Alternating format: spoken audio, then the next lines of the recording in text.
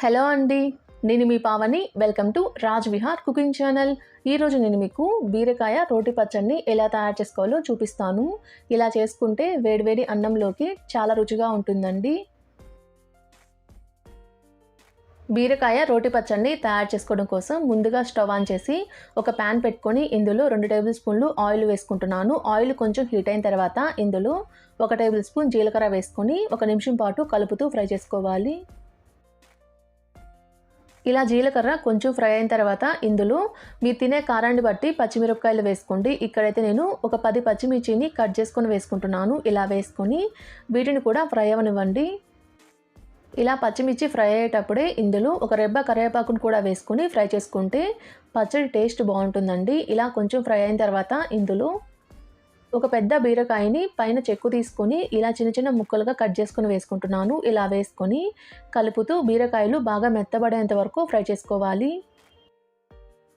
ఇలా కలుపుతూ బీరకాయ ముక్కలు బాగా మెత్తబడేంత వరకు ఉడికించుకోవాలి. ఇలా ఉడికించుకున్న తర్వాత ఇందులో ఒక 10 వెల్లుల్లి రెబ్బల్ని పైన తొక్కు తీసుకొని వేసుకుంటున్నాను. ఇలా వేసుకొని ఇందులోని కొంచెం చింతపండు కూడా వేసుకుంటున్నాను. ఇలా వేసుకున్న తర్వాత ఒకసారి మొత్తాన్ని కలుపుతూ 1 నిమిషం పాటు ఉడికించుకోవాలి.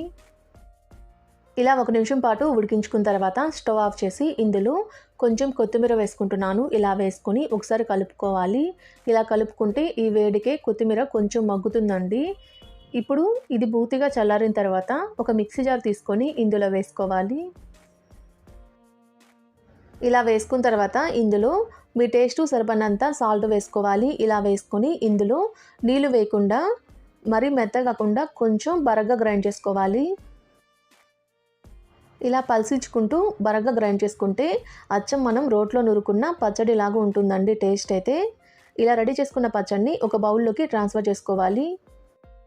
ఇలా రెడీ చేసుకున్న పచ్చడిలోకి పోపును తయారు చేసుకోవడం కోసం ముందుగా స్టవ్ ఆన్ చేసి ఒక ప్యాన్ పెట్టుకొని ఇందులో 1 టేబుల్ స్పూన్ ఆయిల్ని హీట్ చేసుకోవాలి. ఆయిల్ హీట్ అయిన తర్వాత ఇందులో ఆవాలు, జీలకర్ర, పచ్చిశనగపప్పు కలిపి 1 టేబుల్ స్పూన్ వేసుకుంటున్నాను. ఇలా వేసుకొని వీటిని 1 నిమిషం పాటు కలుపుతూ ఫ్రై చేసుకోవాలి.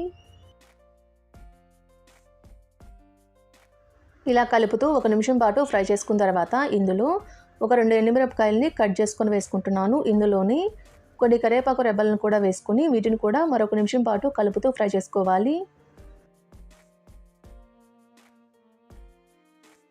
ఇలా కలుపుతూ 1 నిమిషం పాటు ఫ్రై చేసుకున్న తర్వాత స్టవ్ ఆఫ్ చేసి ఇలా రెడీ చేసుకున్న పోపుని పచ్చడిలో వేసుకోవాలి. ఇలా పచ్చడిలో వేసుకున్న తర్వాత పచ్చడి మొత్తాన్ని కలిసే విధంగా ఓసారి కలుపుకోవాలి. ఇలా కలుపుకొని వేడివేడి అన్నంలోకి సర్వ్ చేసుకుంటే ఎంతో టేస్టీగా ఉండే బీరకాయ రోటి పచ్చడి అయితే రెడీ అయిపోతుందండి.